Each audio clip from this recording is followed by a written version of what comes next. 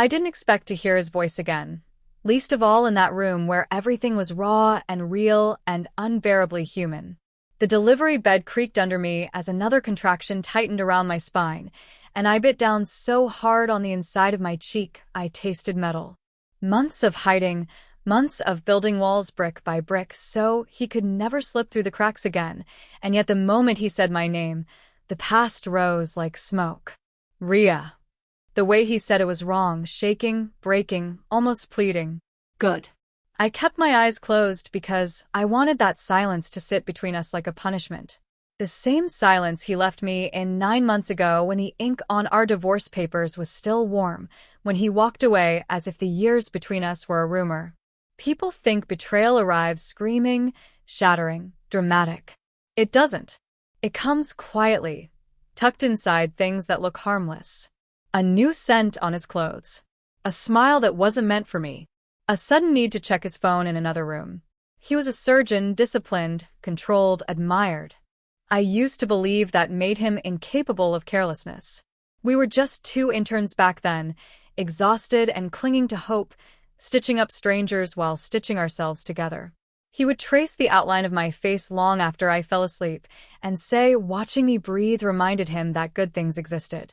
I believed him because liars sound the most sincere when they're lying to themselves. The changes began slowly. Extra shifts. More surgeries. Nights that stretched into mornings without explanation. But I noticed the way his shoulders tightened when I told him I loved him, like the words were a pressure he didn't want anymore. Still, I stayed quiet. I observed. Truth doesn't knock. It simply shows up. It showed up in a message I wasn't meant to see. Her name. A picture. The on-call room. His hands around her waist with the same tenderness he once reserved only for me. My entire world narrowed to the size of that image, but I didn't scream. I didn't break things. I didn't demand an explanation. The next morning, with calm that frightened even me, I asked for a divorce.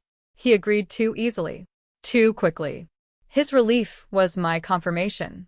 The second confirmation came 2 weeks later when a test strip turned positive. My world didn't collapse. It sharpened. I didn't tell him. Not because I feared him, but because my child deserved a father who didn't need reminders to care. I changed cities, changed hospitals, changed everything that had once made me reachable. Each time I heard the heartbeat on the monitor, stronger and steadier, I promised the child growing inside me a life untouched by his half-hearted love. Labor was not chaos. It was focus, determination, a kind of pain that made all other pain look small. I had done the rest of it alone. Finishing it alone felt natural. But then the door pushed open sharply, and footsteps halted beside me. I looked up only when I felt the room tilt. My ex-husband stood there in a white coat, holding a chart with my name on it. The shock struck him like a blow. "You're pregnant," he choked out. I didn't answer. Another contraction took my attention, and I breathed through it as the nurses rushed around me. He tried to move closer, but I lifted a hand, palm outward. I didn't even look at him, just stopped him. And that hurt him more than any words I could have thrown at him. Minutes later, my baby's first cry filled the room, bright and perfect and world-breaking. Something inside me healed and shattered all at once. I held my child, skin against skin, and felt a peace that no apology could disturb. 2 minutes after, the door opened again. Armin walked in, not the father through blood, but the man who had stepped into every empty space my ex left behind. My closest friend during the pregnancy. The one who showed up at my appointments when I could barely stand. The man who learned how to cook broth the way I liked it. The one who stayed. A neonatal specialist with the gentlest hands I'd ever seen, hands that never shook when holding me together. The moment my ex saw Armin walk straight toward me, touch my shoulder with effortless familiarity, something inside him cracked. "Rhea," he whispered, voice collapsing. "Is he?" "No," I said finally, my first word to him in almost a year. "He's not the father. But he's everything you chose not to be." My ex swayed slightly, like the truth had weight. "You hid my child from me," he whispered. I met his eyes then, steady, calm, untouchable. You forfeited the right to be told the moment you chose her over us. He opened his mouth, but nothing came. Guilt hollowed him out.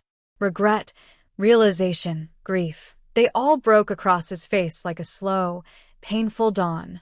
Armin stepped forward, not possessive, just present. Grounded. She and the baby are safe with me, he said. Simple.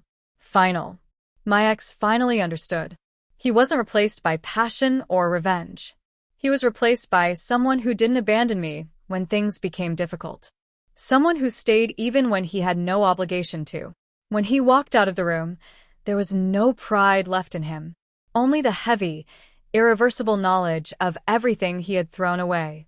I held my baby closer, breathing in the warm, soft scent of new life. My heartbeat steadied. My silence settled. Revenge doesn't always come wrapped in fury. Sometimes it comes as peace. Sometimes it comes as the moment your betrayer sees the life you built without them, realizes they can never step back into it, and understands they were the one who walked away from the very thing they now ache for.